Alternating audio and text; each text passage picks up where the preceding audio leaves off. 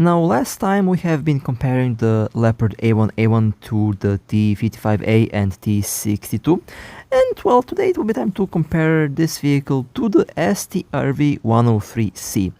Now, the Strv 103C is definitely a very odd vehicle. It doesn't look like the conventional main battle tank, although it is actually classified as a main battle tank, which is the same category as the Leopard. So, I believe it's going to be pretty fun to see how these two vehicles will compare to one another, and of course I'll show you some of the gameplay. Now, this thing is one of the most unique vehicles in the game at the moment, and honestly I had a blast driving it. I still do drive it. It's a very fun vehicle. It has the 105mm main gun. It is very mobile. 45 km/h is the top speed. It has a fantastic reverse speed, 44 km/h, which is one of the best ones in the tier. It has 3 crew members. It has 258mm average penetration, which goes up to 440mm with a PFSDS. 3 crew members. This has a autoloader. It has a very scary rate of fire. It can spit shells very quickly. The protection is also probably the best in the category, one of the few vehicles where you can rely on the armor. It has a very sloped frontal plate, as well as having the frontal fence, which protects the tank against ATGMs and heat shells. And of course, the rotation speed, it has a fixed turret, so 30 degrees per second is basically the speed that this thing can turn. You can't move the turret, you have to move the whole vehicle in order to aim around, which makes this vehicle very interesting to drive. And honestly, I do love the playstyle of the S23. Now, the Leopard, we already know the Leopard. It is a fairly mobile vehicle. Surprisingly, they have both the same 105. Well, I say the same 105mm gun, but you'll see that they're actually using the same APFSDS ammo. Although the Leopard has an average 302mm penetration, which is higher than the average penetration on the Strv, but they get the same ammunition down the road, so the ammo is, the penetration is going to be about the same.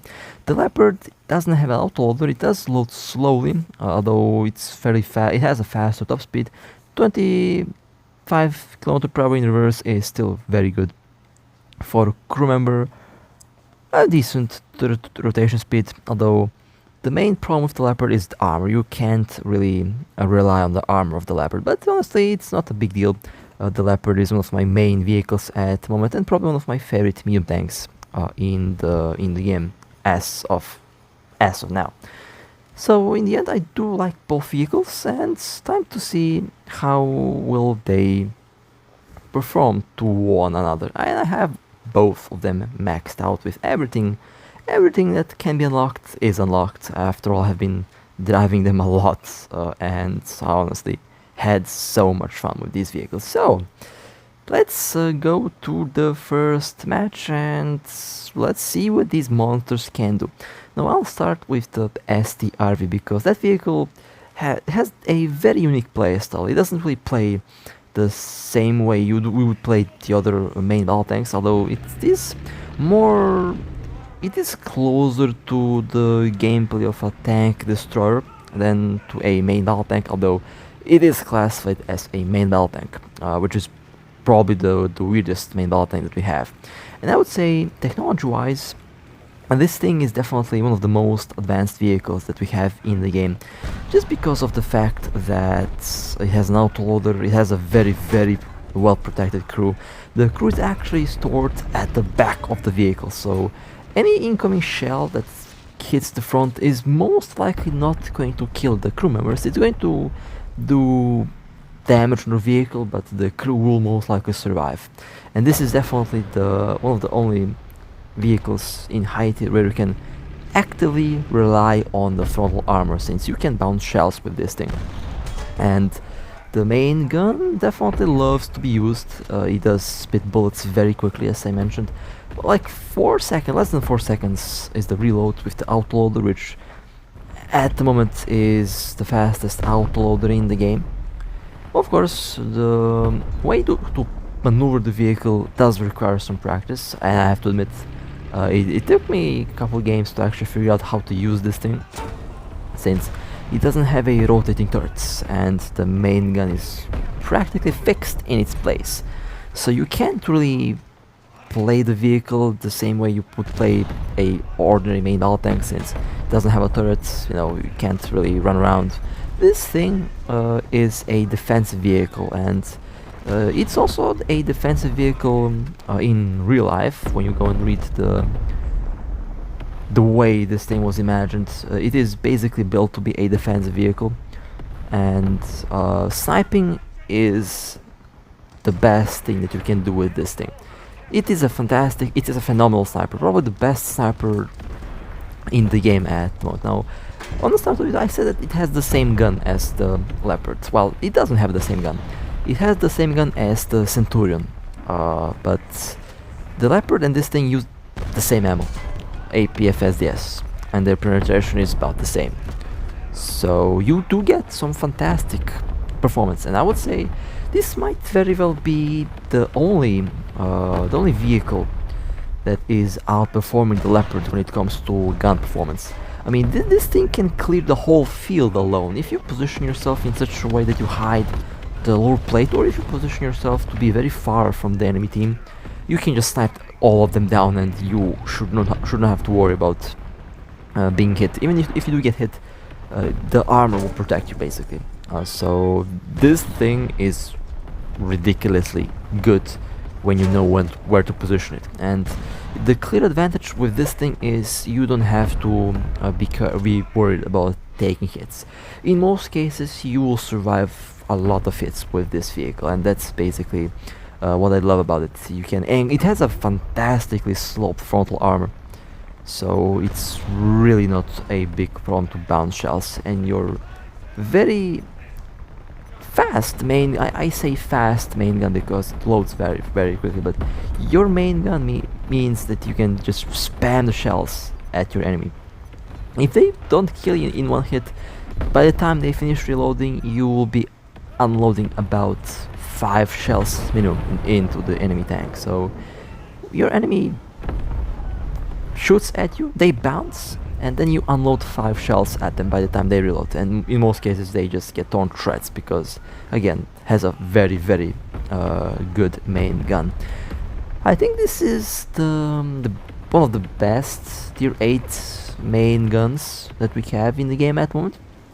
Maybe the Object 120 has a better gun. That thing has a 152mm main gun, which is definitely, I would say, maybe having a better kick than this thing, but it doesn't have the same reload. It doesn't have an autoloader. The autoloader really saves the day on this vehicle, since it really loads very, very quickly, and I had a lot of very good games with this thing. Very fun to drive. It has a learning curve to it, but once you get the hang of the tank and once you find good positions, you can really enjoy the vehicle. As I'm enjoying right now. It doesn't really matter if you can win the match or not.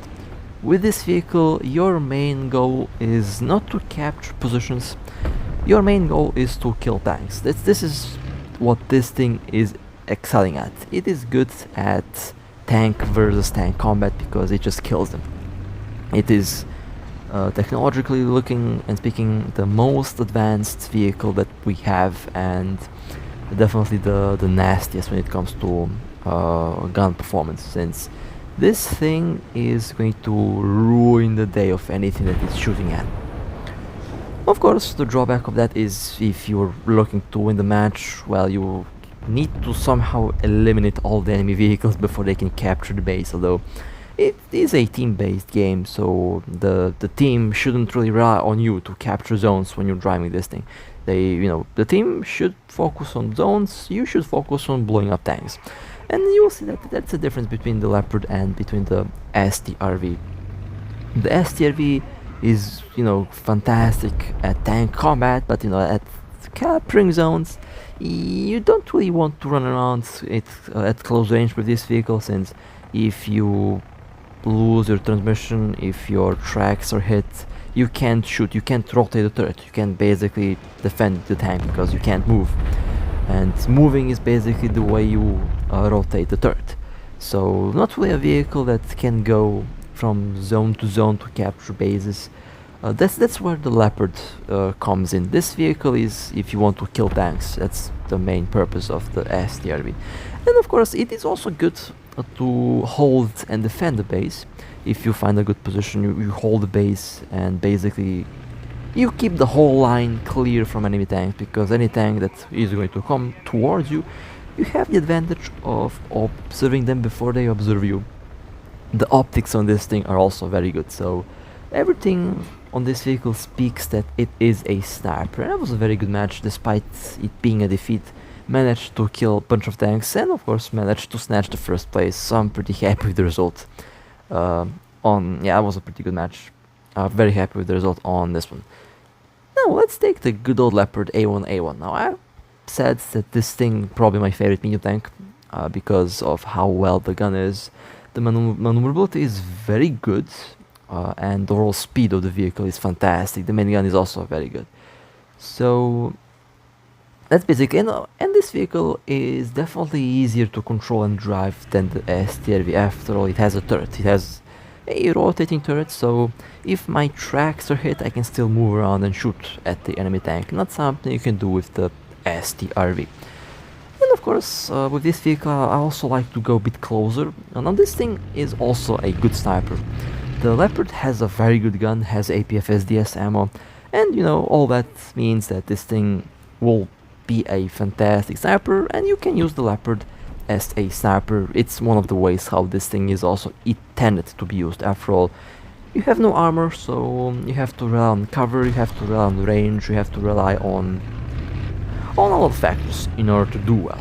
With the Strv that also applies, but with the Strv you can position yourself in open field basically, and if you have a good position, you can show yourself to the enemy and they will not be able to penetrate your armor that easily. And if they do risk to penetrate your armor, well, you are going to be shooting at them with a outloading 105mm APFSDS cannon. So yeah, not something that I want to get shot by. That autoloader is something else, let me tell you. That thing is scary. Well, as we see, even this vehicle, without an autoloader, it's still doing well. It does shoot relatively quickly. Outperforms the main gun on the T62. I think it also outperforms the main gun on the American Tier 8 medium tank. That's the next vehicle that I'll compare this to. But I believe this is basically one of the best main guns in the tier. Again, the only reason why the Strv's main gun outperforms the Leopard A1A1 is because of the reload. By the time you fire once with the Leopard, you fire 2 shells with the Strv because of the autoloader.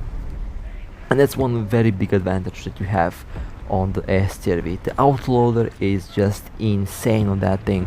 And this is one of those autoloaders that doesn't really compromise the crew survivability. After all, everything is literally at the back of the tank.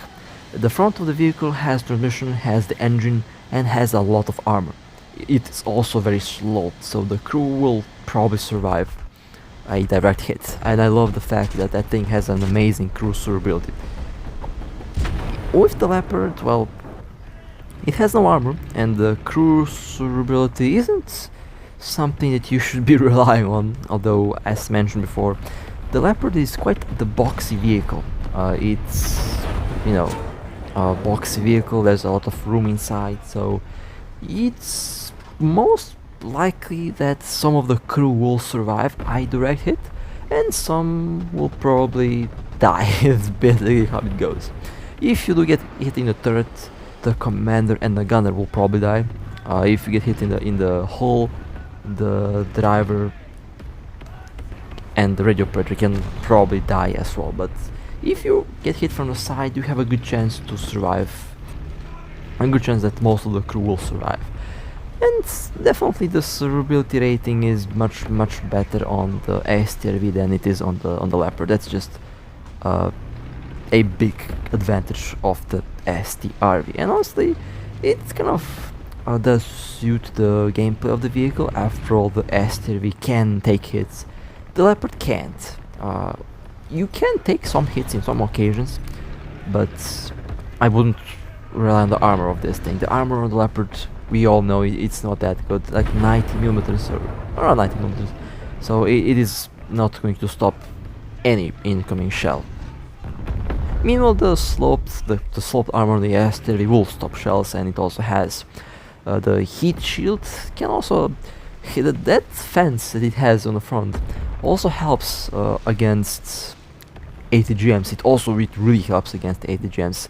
I've noticed that by shooting at it, and I also noticed it by using it.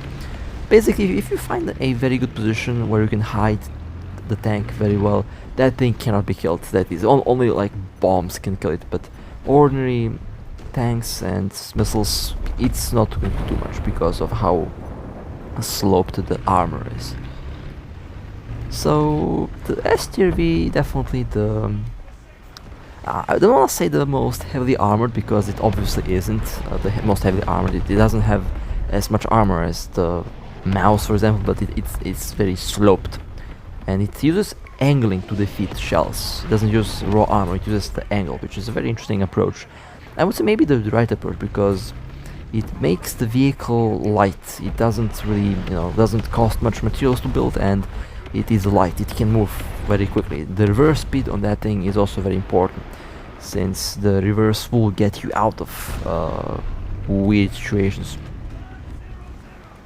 And it has a smoke screen as well, so you can shoot and go back basically very quickly, which is one of the very nice things that you have on the Strv. The Leopard can use cover and can move from zone to zone, can capture zones. It's a very fun vehicle to drive around, although you have to rely on cover because you have no armor, and you have to pick the targets in such a way that the targets don't get too much of a window to shoot at your tank.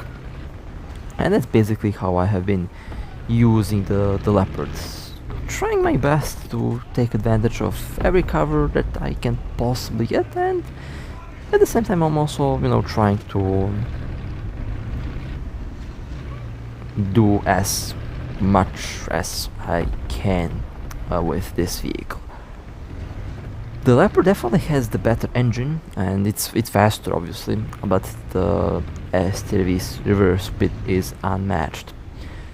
So that brings down the question, well, which one of the vehicles should you try to get first? Honestly, I think the Leopard is much easier to drive around. The Strv is fun, but that vehicle has a learning curve. Not the learning curve by using it, but driving it. You have to learn how to drive that thing. It doesn't behave like a tank destroyer. It doesn't behave like an ordinary vehicle. It has the most unique controls in the game. So I would say if you're looking between these two vehicles, definitely the Leopard. If you have been driving the previous tanks, new tanks, it's going to be a familiar feeling. But I definitely also encourage you to definitely give a shot at the Strv.